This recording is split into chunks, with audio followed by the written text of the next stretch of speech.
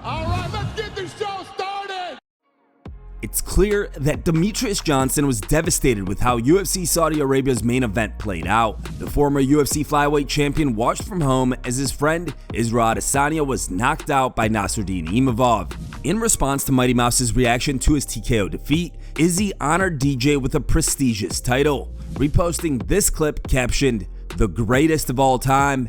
Doctor Strange checked in multiple universes. He's the GOAT with the biggest horns." Oh! No! Fuck! Get up, Izzy! Get up! Fuck! Fuck! God damn it! Fuck! God damn it!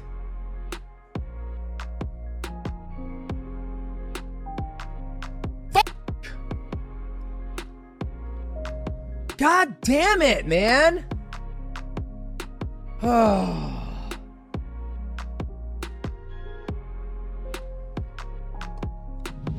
Coach Mike Angova has shared his first thoughts on Israel Adesanya's knockout defeat at UFC Saudi Arabia. In an exclusive interview with Submission Radio, Mike acknowledged that Israel made a critical mistake after being poked in the eye. Instead of taking a timeout, Adesanya chose to continue, only to be caught with a powerful right hand moments later. Izzy's coach stated, "The name of the game, particularly in small gloves, you can't make mistakes. We made a mistake. Izzy got poked in the eye. There was a break. Izzy didn't want to take the break, was just keen on getting on with it. But in doing that, he didn't reset as you normally would and create some space. That means you're still in the firing zone and then you want him to keep the pressure on. It's just one of those things. It just happens. He felt he was doing well in the fight and wanted to keep that pressure on, and NASSOURDINE caught him switching. An experienced pro will cram the distance when the referee breaks something. You have to create your own space. You reset or circle back to the center, but in the heat of the moment, you want to put the pressure on, which is what happened. That's just what happens. That's the fight. At the end of the day, it's just a fight, so we just have to deal with it." Michael Page has responded to Shara Bullet's injury claim following UFC Saudi Arabia's loss. For the most part, MVP got the better of Magomedov in both the stand-up and ground game. After 15 minutes of action, Venom was rewarded with a unanimous decision victory, which also meant Shara's first career loss. Post-fight, Bullet released a statement revealing he had a nightmarish health condition heading into the bout. Appearing on the Ariel Helwani show on Monday, MVP was asked what he thinks of the revelation. Page advised Shara to keep such information private, as it might come across as an excuse. But for me, it's if I was to give him any advice moving forward, just regardless of what, if you accept the fight, knowing that you have had anything prior to the fight, then the result is the result. You know, if you win, you can say what you want. Yeah. But if you lose, you know, just keep it to yourself. I think it just looks, you know, maybe later on down the line you can kind of say, you know, I had a few issues, but directly afterwards it just comes across as, he could be completely factual, but it just comes across wrong. Yeah. Comes across as an excuse. But that's what I say. That would be my only advice for him. MVP also believes that Shara has the potential to become the UFC middleweight champion one day. He just needs to hone in on a few skills to get there. And he had a little bit of probably about 5 or 6 seconds, and in that time he ended up in a triangle, and that is dangerous. So that says something about his jits. He's gonna have to work on that. Stand-up wise, I do believe he's exceptional. He's very fast. He's smart. There's a couple of times I had to keep readjusting because he kept adjusting his timing, and he's striking wise, he's talented, but he's gonna have to work on a few other things as well.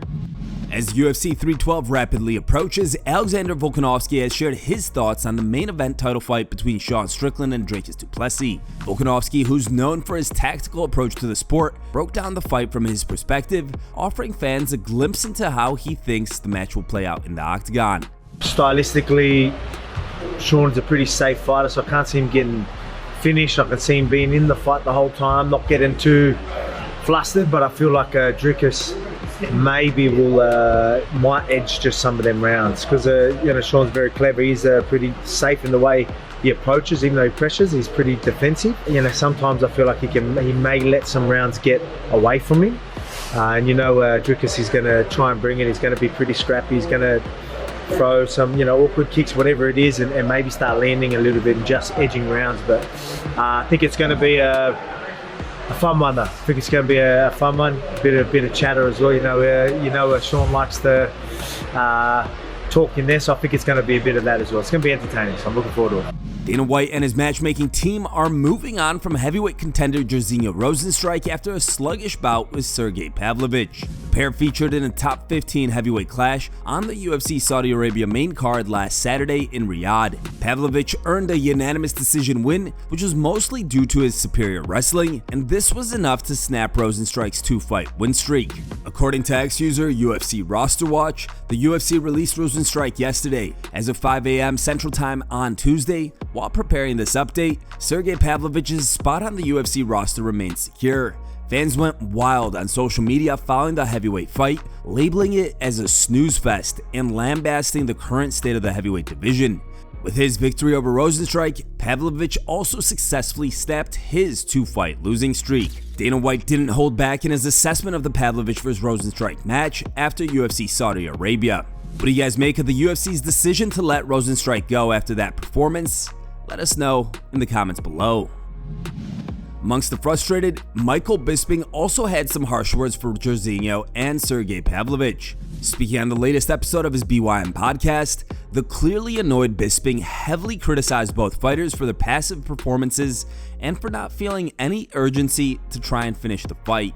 And Sergei Pavlovich, Jairzinho Rozenstruik, I'll be honest, didn't deliver. Wasn't the fight we expected. I expected a knockout. I expected a war. I expected to be excited. I expected a lot more out of that fight. And I understand that Sergei's coming off a loss, coming off 2 losses, so the pressure's on. But dude, you gotta go for it a little bit more. He just laid there. Even when you got him on the ground, Rozenstruik wasn't even really trying to get up. That's what I was just about to say. On the ground. That's what.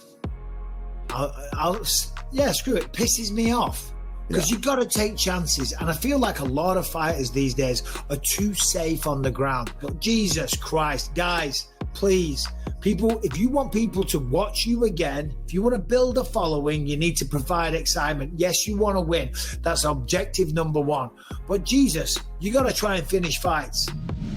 Ahead of UFC 311, Quentin Rampage Jackson hosted Kevin Holland on his podcast, where they discussed Kev's upcoming fight against Roynier de Ridder. The sit-down took an unexpected turn when Holland appeared to call out Rampage while discussing a hypothetical matchup between the two of them. Unfortunately for the Trailblazer, he lost his UFC 311 fight via first-round submission and faced significant criticism for his perceived lack of effort in recent fights.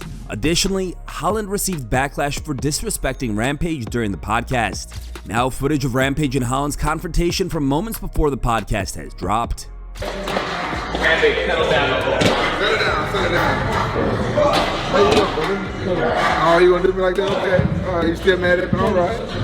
It's okay. It's all good. I respect it. It's gonna be a long podcast. No, it ain't. I got a train. Oh, Jesus.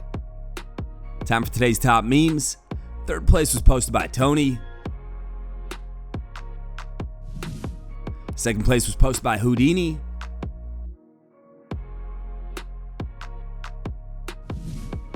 And the top pick was posted by Cage Menace.